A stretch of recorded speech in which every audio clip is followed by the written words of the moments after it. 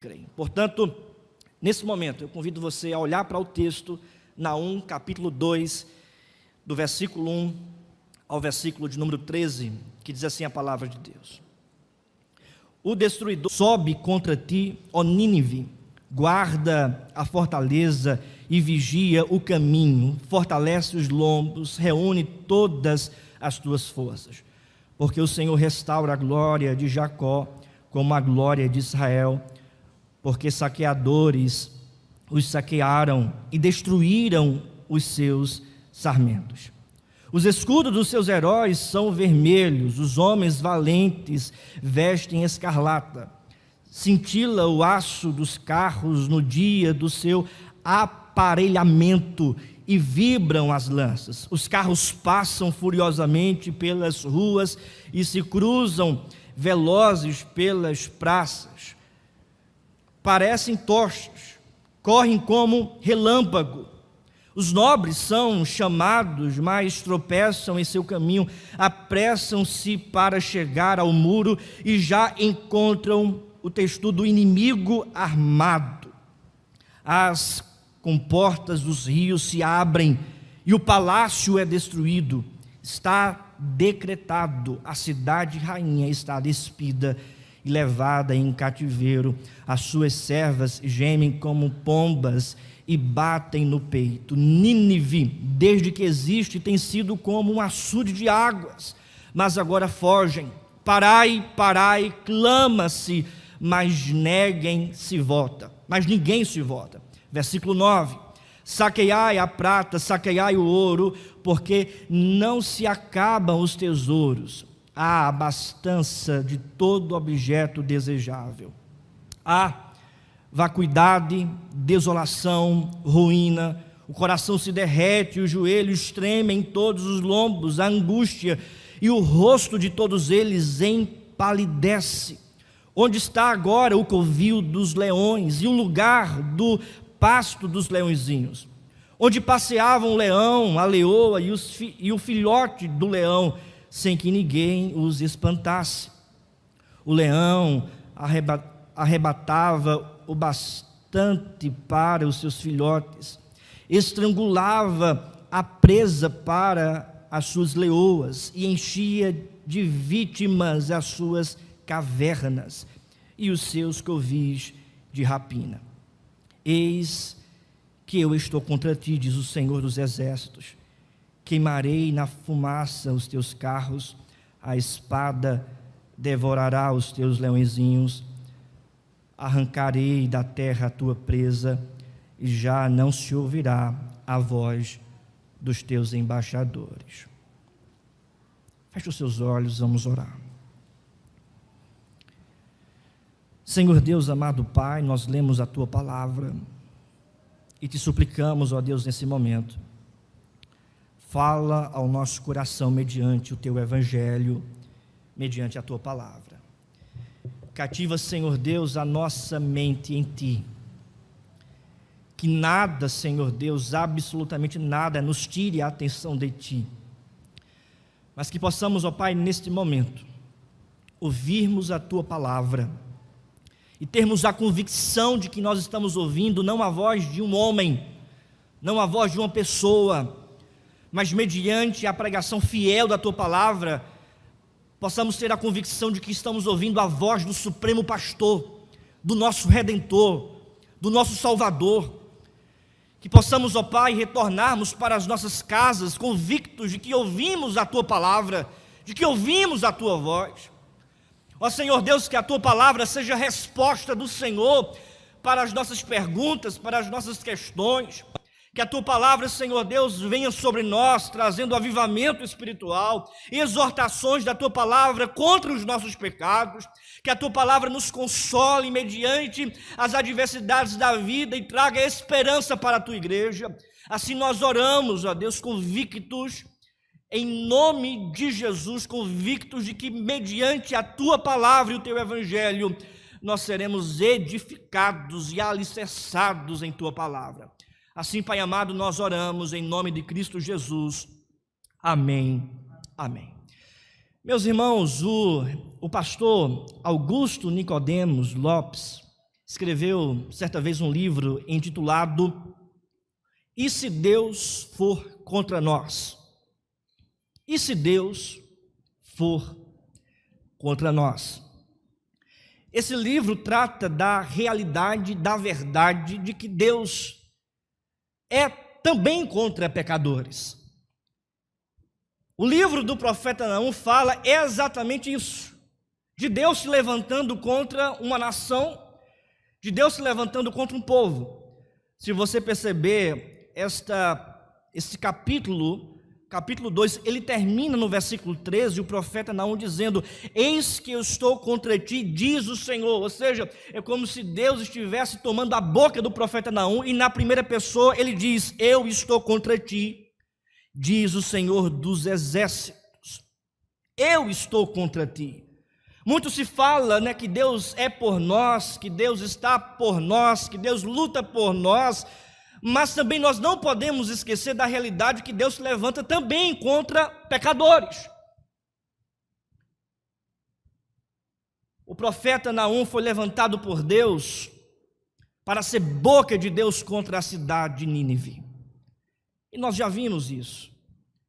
Ele foi levantado por Deus para anunciar o juízo de Deus sobre a cidade de Nínive, que é a capital da Síria naquele tempo, naquela época. O que é interessante, irmãos, é que 100 anos após o profeta Jonas anunciar a mensagem em Nínive e toda a cidade se converter, agora, 100 anos após, essa cidade está na prática da idolatria, está na prática da crueldade, está na prática da mentira, se opondo contra Deus e contra a verdade de Deus. A gente vê isso, por exemplo, em Naum capítulo 3, que diz: ai da cidade sanguinária, toda cheia de mentira e de roubo, e que não solta a sua presa. De acordo com os estudiosos, historiadores, essa cidade, irmãos, e essa nação, nesse tempo, vivenciava o seu maior poder econômico, o seu maior poder geográfico, o seu maior poder militar. Eles zombavam das nações que estavam subordinadas a eles. Judá, por exemplo, que era a nação que restava de toda a nação de Israel, a nação sul, ou seja, Israel do sul, Judá, que tinha por capital Jerusalém, essa nação, Judá, estava sendo oprimida com crueldade diante dos ninivitas. Israel do norte já não existia. Judá estava sendo oprimida por esse povo. Deus ouve o clamor desse povo, Deus escuta e ouve a aflição desse povo. Levanta, portanto, o profeta Naum para dar a sentença contra esse povo que está perseguindo com poder cruel o povo de Deus. É por isso que no capítulo 1 ele diz: sentença contra Nínive, livro do profeta Naum. Essa sentença, portanto, é nos apresentado no capítulo 1, esse caráter desse juízo, desse julgamento, dessa ira de Deus. Mas no capítulo 2, o texto que nós lemos, meus irmãos, o profeta Naum está detalhando o juízo de Deus sobre os ninivitas, sobre aqueles pecadores. É por esta razão que eu gostaria de meditar nesta verdade, a descrição do juízo de Deus. Essa descrição, queridos, está aqui no capítulo 2, vai do versículo 1 ao versículo de número 7, que é a primeira cena dessa descrição, onde o profeta Naum está descrevendo o cerco contra a cidade de Nínive e a cidade que é tomada pelos babilônicos. No versículo 8 ao versículo de número 10, o profeta Naum está apresentando essa cidade que está sendo saqueada pelos inimigos. E no versículo 11 ao versículo 13, o profeta Naum está apresentando essa cidade que está sendo humilhada pelos seus invasores. Agora, tudo isso por trás, Naum está dizendo, é o juízo de Deus contra os ninivitas. É o juízo de Deus contra esta cidade. Naum, portanto, está detalhando o juízo de Deus.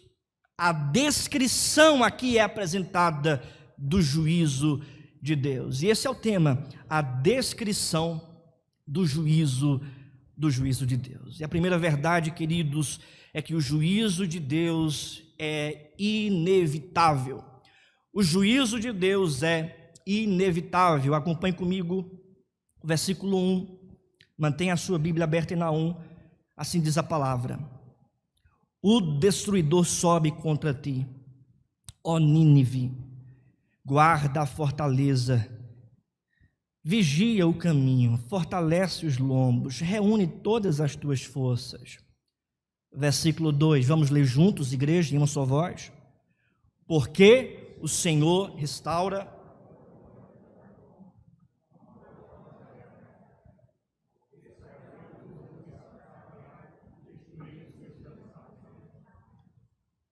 Versículo 3 diz: os escudos dos seus heróis são vermelhos, os homens valentes vestem escarlata, cintila o aço dos carros no dia do seu aparelhamento e vibram as lanças. Você percebe que Naum está descrevendo, detalhando esse juízo de Deus sendo apresentado por meio deste destruidor que sobe contra Nínive,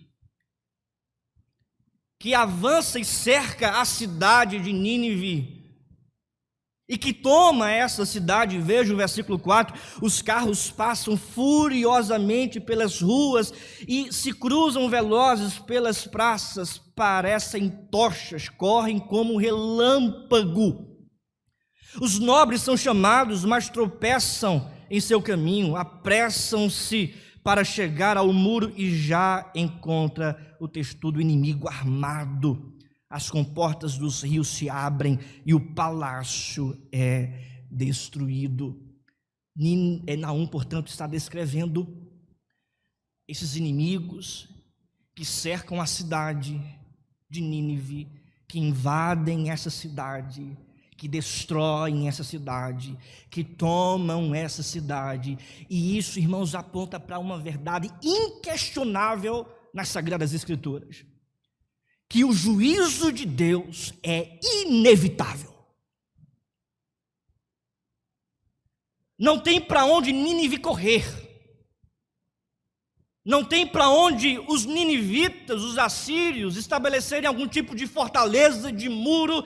Eles já estão cercados, os soldados, os invasores já estão à porta, o palácio já foi destruído, os nobres, os homens correm para os muros e encontram já esses soldados armados esperando para a destruição. O que me chama a atenção, irmãos, é que esse detalhe é tão rico na linguagem, na imagem, na descrição, e o profeta Naum diz: não tem como escapar, não tem como evitar. O destruidor sobe contra ti, ó Nínive. Ele sobe contra ti. E veja a linguagem, versículo 1: guarda a fortaleza, vigia o caminho, fortalece os lombos, reúne todas as tuas forças, porque o Senhor restaurou a glória de Jacó como a glória de Israel.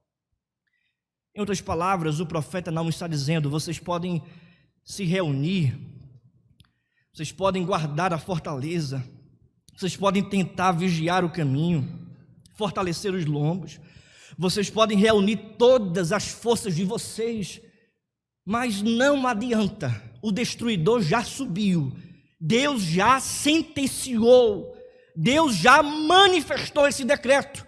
Não tem para onde correr, não tem o que fazer.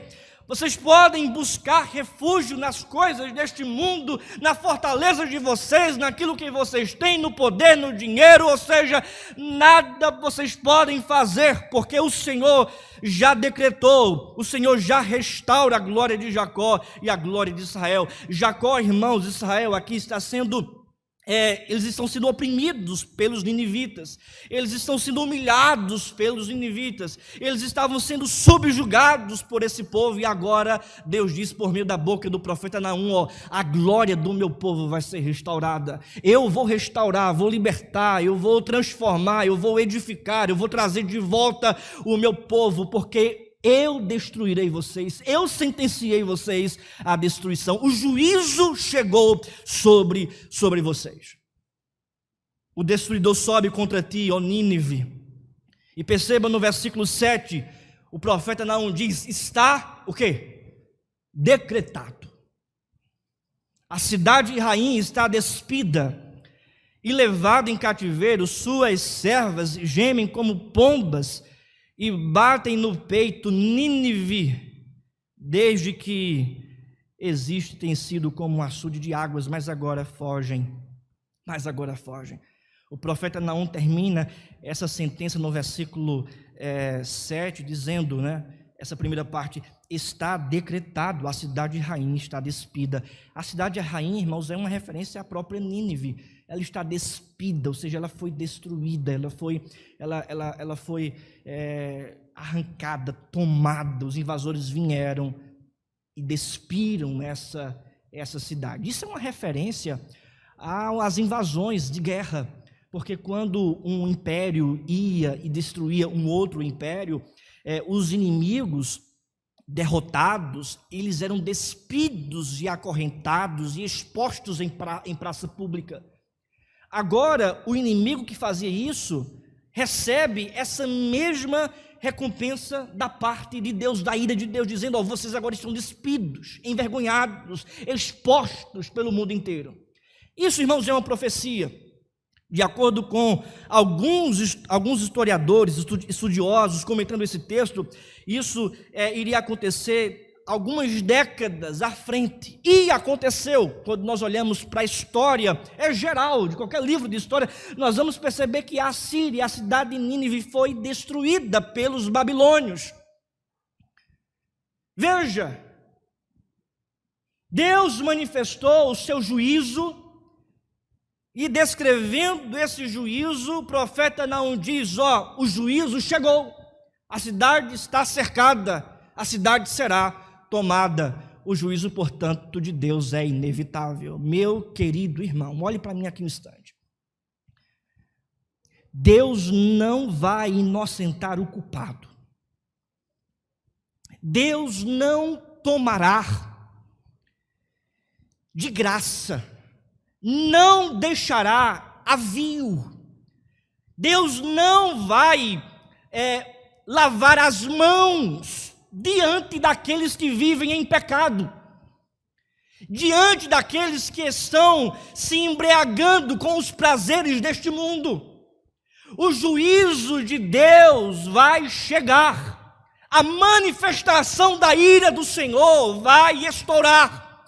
O juízo do Senhor vai vir sobre todos os pecadores, e o juízo de Deus é inevitável. Capítulo 1, versículo 3, diz a palavra do Senhor: jamais inocenta o culpado. O Senhor tem o seu caminho na tormenta e na tempestade, e as nuvens são o pó dos seus pés. Essa palavra é muito importante para a nossa vida. O mundo, tão acostumado a satisfazer os desejos da carne, deveria prestar atenção a esses avisos tão vívidos apresentados pelo profeta de Deus. Pelo profeta de Deus. De tal modo que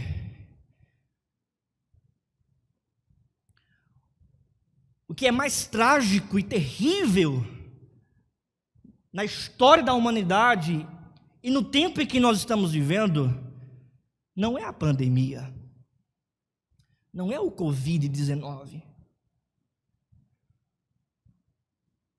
A maior tragédia da humanidade se chama pecado. E por causa do pecado, o mundo está trilhando um caminho de morte eterna, um caminho de juízo da parte de Deus. Porque o profeta diz: a alma que pecar, esta morrerá. Esta morrerá. Aquele que vive na prática do pecado, certamente receberá o juízo de Deus. Deus não vai inocentar o culpado. O juízo de Deus chegará sobre o mundo, sobre as nações. E queridos, 2020 que o diga, porque diante de tanto poderio das nações deste mundo, né, nações ricas, potências mundiais, todo mundo parou por causa da pandemia, que Deus decretou antes da fundação do mundo que acontecesse. O pastor batista calvinista Charles Spurgeon, ele disse que tudo, absolutamente tudo, está debaixo dos decretos de Deus. Nada pode frustrar os planos de Deus. Nada pode impedir o decreto de Deus.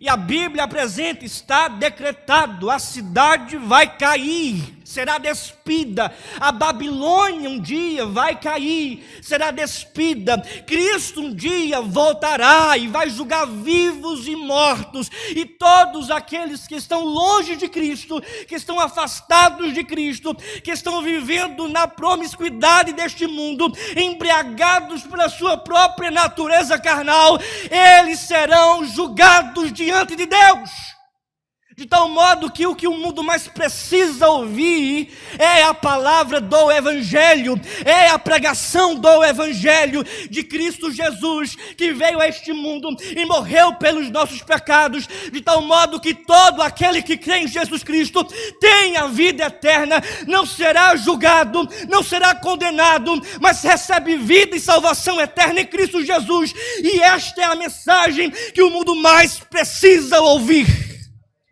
É a mensagem do Evangelho de Jesus Cristo.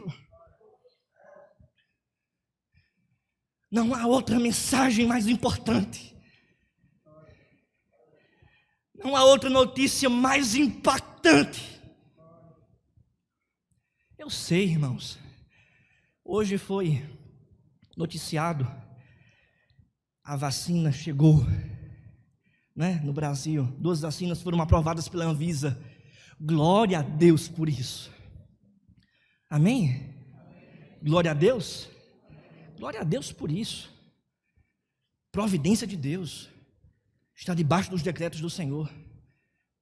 Mas, querido, o que deve mais impactar a nossa vida e que deve contagiar as nossas emoções, o nosso coração, as nossas ações, de usarmos a nossa boca, a nossa atitude, as nossas redes sociais, os nossos telefones, as nossas conversas, o que deve mais impactar é a mensagem do Evangelho, a notícia de salvação. O Evangelho não é um remédio, o Evangelho não é uma vacina, o Evangelho é mais que isso, o Evangelho é poder regenerador. O Evangelho é poder transformador. O Evangelho traz vida a mortos, aqueles que estão debaixo do juízo de Deus. O Evangelho vem e traz vida a mortos, salvação, regeneração, novidade de vida, esperança de salvação eterna e plena na eternidade. O juízo, portanto, de Deus apresentado aqui em Naum para pecadores, para os ninivitas, é um juízo inevitável.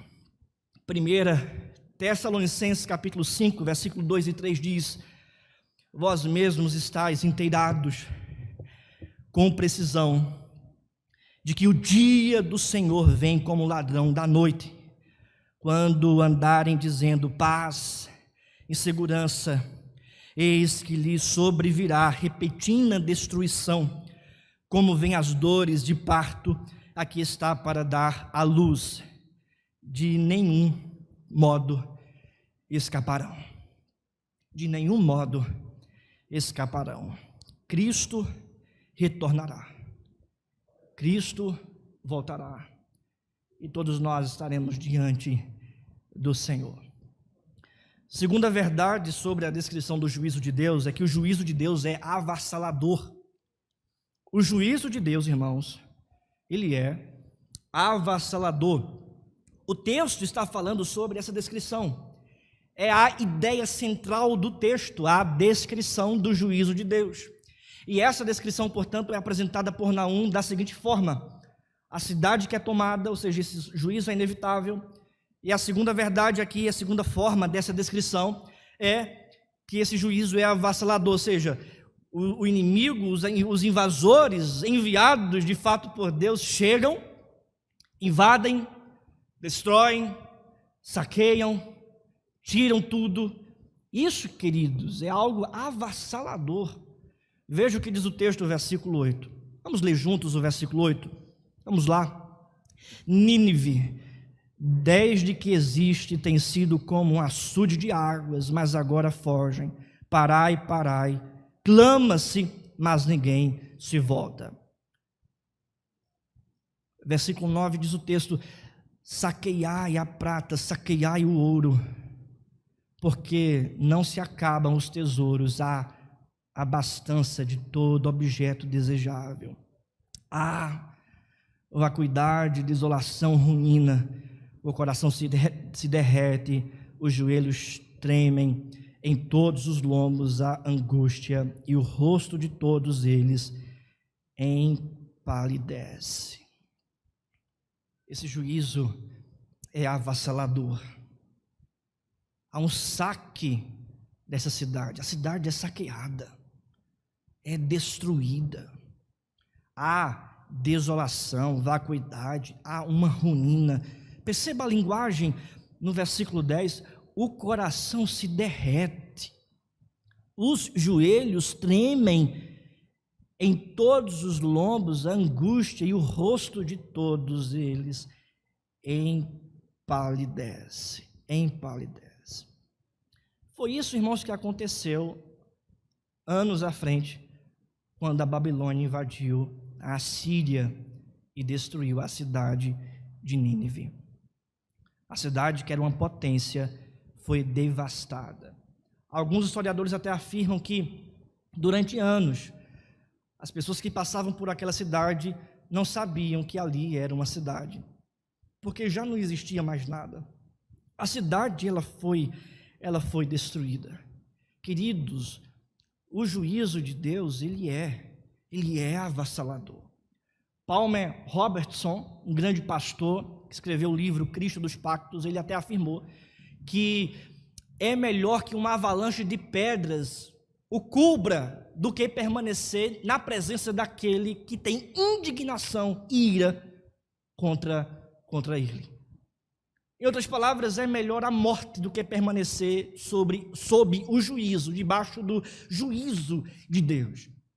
Aqui, irmãos, é apresentado, portanto, a descrição desse juízo avassalador. O Novo Testamento aponta para o juízo vindouro, para o Deus que retornará, para a segunda vinda de Cristo. E nesse dia, meu querido irmão, os incrédulos, aqueles que zombam do nome de Deus, aqueles que blasfemam o nome do Senhor, aqueles que vivem na prática do pecado, receberão a sua recompensa, aquilo que eles estão plantando, eles receberão da parte de Deus. A palavra do Senhor diz em Mateus capítulo 13, versículo 40 em diante, o seguinte: pois assim como o joio é colhido e lançado ao fogo, assim será na consumação dos séculos. Mandará o Filho do Homem os seus anjos, que ajuntarão o seu reino todos os escândalos e os que praticam a iniquidade, e os lançarão na fornalha acesa. Ali haverá choro e ranger de dentes. Então os justos resplandecerão como o sol no reino de seu Pai. Quem tem ouvidos, ouça para ouvir.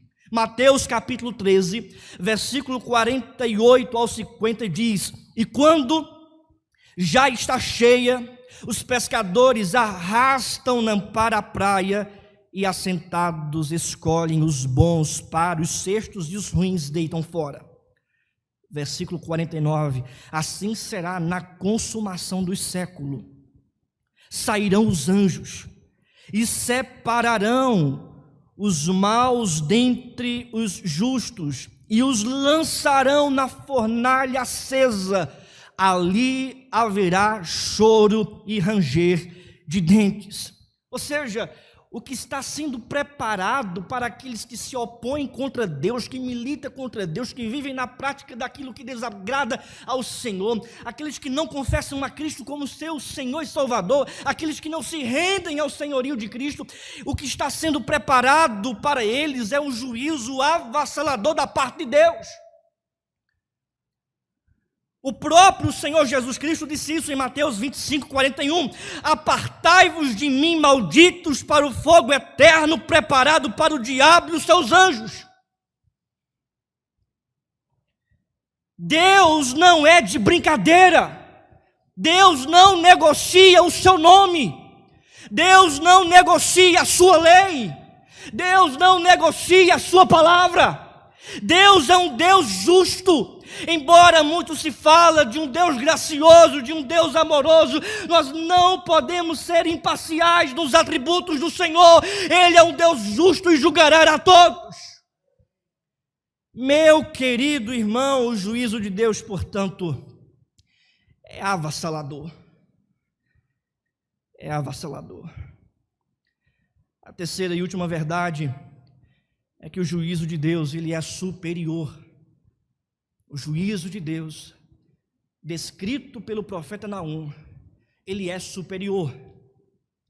E Naum fala dessa superioridade, dessa glória, no versículo 11 ao versículo 13. Acompanhe comigo o texto. Onde está agora o covil dos leões? Onde está o covil dos leões? E o lugar do pasto dos leõezinhos? Onde passeava um leão, a leoa, e o filhote do leão, sem que ninguém os espantasse. O leão aqui, irmãos, é provavelmente o rei de Nínive. Os leõezinhos, os leões aqui se referem aos assírios, aos ninivitas, que oprimem o povo de Deus, que oprimem a Judá. E aí veja a descrição de Naum. Onde estão os leões agora, depois do juízo? Onde estão os leõezinhos? Cadê o pasto deles? Cadê a superioridade deles? Cadê a glória que eles esbanjavam neste mundo?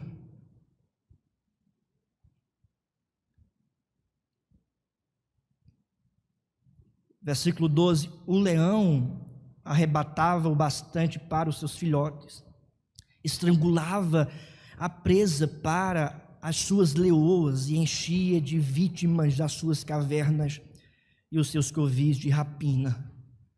Onde estão eles agora?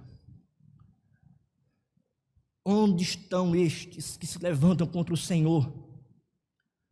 Onde estão estes que outrora esbanjava poder e glória, dinheiro, mas que agora foram destruídos pelo juízo do Senhor? Onde está a glória deste mundo?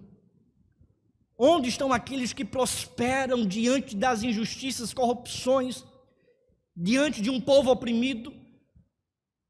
Onde estão os leões?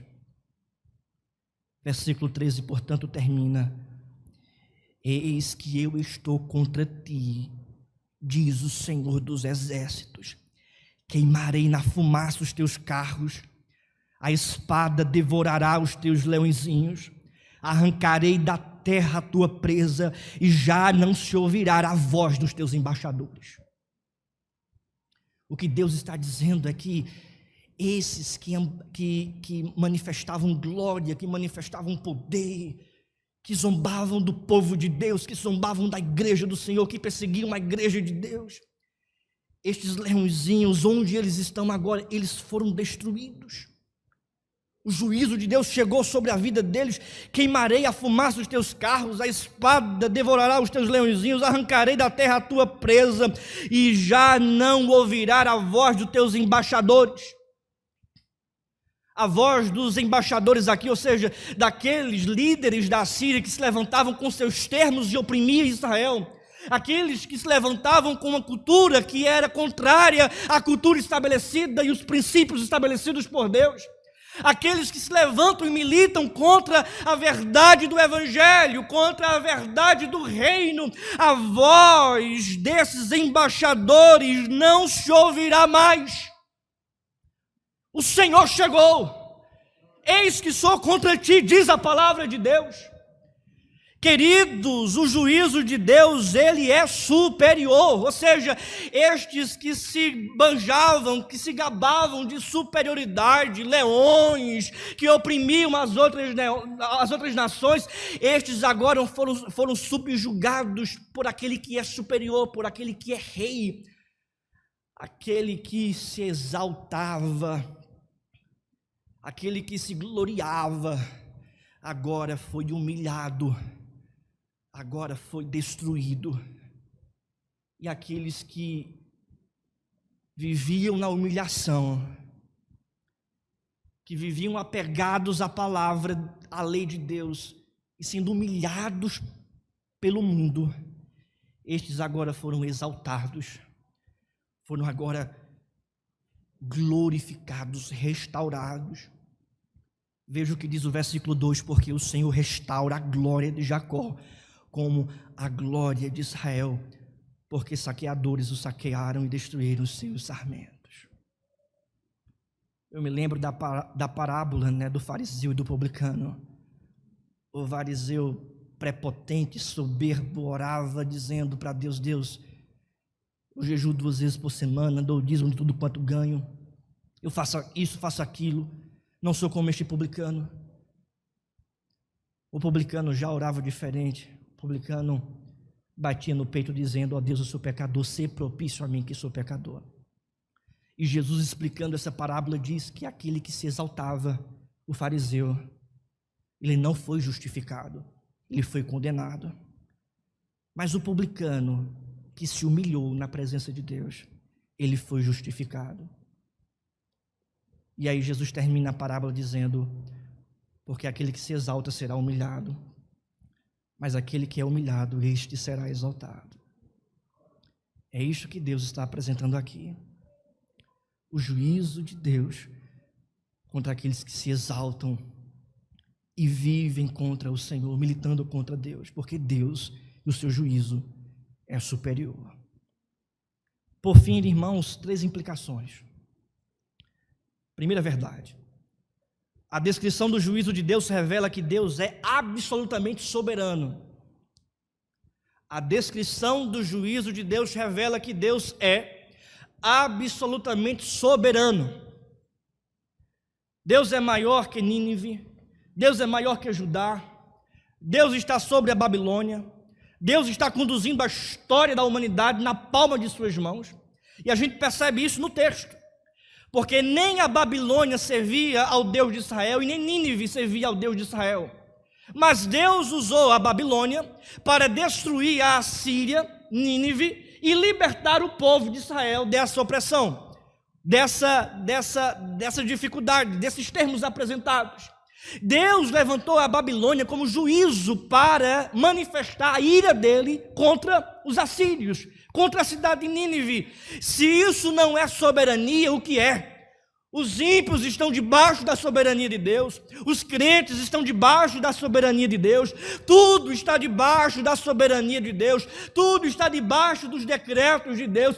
Ele é Senhor dos senhores, Ele é Rei dos reis, Ele conduz a história da humanidade pelos seus decretos, tudo está escrito. Ele é o alfa, o ômega, o princípio e o fim, ou seja, tudo está debaixo da vontade revelada e decretiva de Deus. Portanto, meu querido irmão, descanse o seu coração em Deus. Ele tem o controle da nossa vida. Como diz o ditado britânico, keep calm. Tenha calma. Aquiete o teu coração. Descanse em Deus. Ele tem o controle da sua história. Ele tem o controle da história da nossa nação. Ele tem o controle da história do mundo inteiro. Porque Ele é o autor dessa história. Segunda verdade, a descrição do juízo de Deus revela que a ira de Deus se manifestará contra todos os pecadores. A ira de Deus se manifestará contra todos os pecadores. Em Mateus capítulo 7, versículo 13 e 14, diz a palavra: entrai pela porta estreita, largue a porta e espaçoso o caminho que conduz para a perdição, e são muitos os que entram por ela. Larga essa porta que conduz para a perdição, para a condenação. O juízo de Deus um dia virá contra pecadores. Não é contra o pecado, não é contra apenas a maldade, mas é contra pecadores, irmãos. Pecadores serão condenados ao inferno, pecadores serão julgados e condenados à ira vindoura. O juízo de Deus vai se revelar sobre todos os pecadores. Há um pastor reformado, servo de Deus, homem de Deus, chamado Paul Washer. Ele falando sobre essa verdade, ele diz: fala-se muito do amor de Deus, mas pouco da sua justiça. Por isso muitos têm uma visão muito baixa de Deus e estão cegos para o seu pecado. Ele diz: muitos têm uma visão baixa de Deus e estão cegos para os seus pecados. Muitos estão cegos para os seus pecados. Muitos não enxergam os seus pecados. Muitos não querem ouvir a palavra de Deus, querem ouvir aquilo que eles desejam, querem ouvir apenas o que agrada o coração, o que massageia o ego, querem ouvir apenas os interesses e desejos do coração humano. Contudo, queridos, nós precisamos entender que Deus é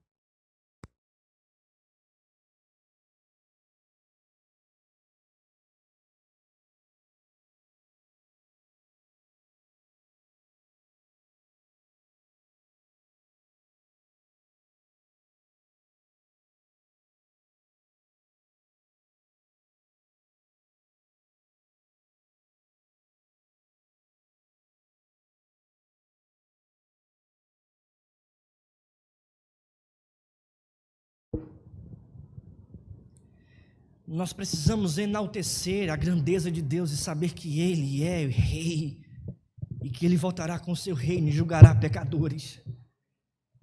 Ninguém vai escapar, irmãos, dessa justiça vindoura que virá sobre toda a humanidade.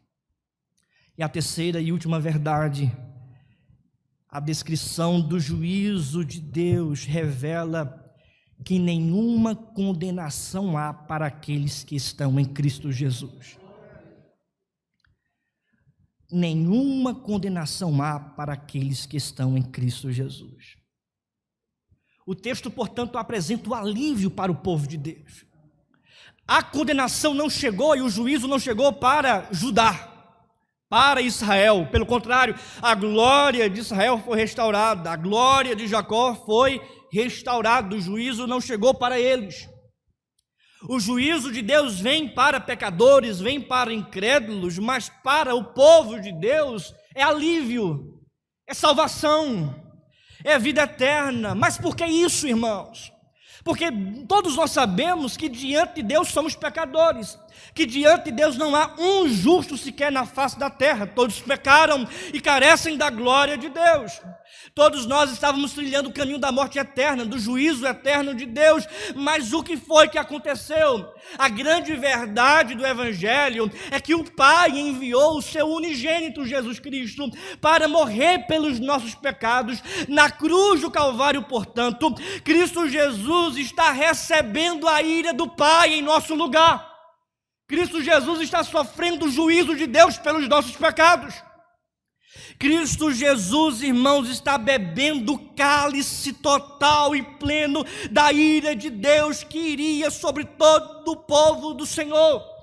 Na cruz do Calvário, queridos, Jesus Cristo está recebendo a ira do Pai, o juízo do Pai, de tal modo que todos aqueles injustos, pecadores, que olham para Cristo, que ouvem a mensagem do Evangelho e respondem essa mensagem com fé, respondem essa mensagem com crença, depositando em Cristo Jesus a sua única esperança e salvação. Estes, portanto, são salvos, não são condenados, recebem salvação e vida eterna, porque, como diz a palavra em João 3, 17 e 18, porquanto Deus enviou o seu Filho ao mundo, não para que julgasse o mundo, mas para que o mundo fosse salvo por ele. Versículo 18 diz: quem nele crê, não é julgado. O que não crê está julgado, porquanto não crê no mundo, no nome do unigênito Filho de Deus. Todo aquele que crê não será julgado. Qual a esperança para a nossa vida? Qual a esperança para o mundo? Qual a esperança para pecadores? É crer em Jesus Cristo. É confessá-lo como seu único e suficiente Salvador. O juízo de Deus chegará, mas todos aqueles que estão em Cristo passarão desse juízo e entrarão na vida eterna, porque a tempestade do juízo para os crentes já foi depositada toda sobre a cruz de Cristo. Foi exatamente isso que expressou o pastor Billy Graham. Ele disse: se somos crentes em Jesus Cristo, já passamos pela tempestade do juízo, ela aconteceu na cruz. Repito, se somos crentes em Jesus Cristo, já passamos pela tempestade do juízo, ela aconteceu na cruz. Na cruz, querido, Cristo recebeu essa justiça de Deus, a ira de Deus. Portanto, todos aqueles que creem em Cristo são salvos, não são condenados. Nenhuma condenação há para aqueles que estão em Cristo Jesus. O juízo de Deus chegará, a volta de Cristo vai, irmãos, chegar. Cristo um dia vai se manifestar, o mundo inteiro vai perceber a grandeza do Rei dos Reis, do Senhor dos Senhores. Toda língua vai confessar que Cristo é o Senhor, todo joelho vai se dobrar. Cristo vai, irmãos, manifestar a sua glória e o seu juízo sobre todos os pecadores, mas aqueles que estão em Cristo Jesus não serão condenados, porque todos aqueles que creem em Cristo, que confiam em Cristo Jesus, estes recebem vida eterna. Por esta razão, nenhuma condenação há para aqueles que estão em Cristo Jesus. Fiquemos de pé e vamos orar.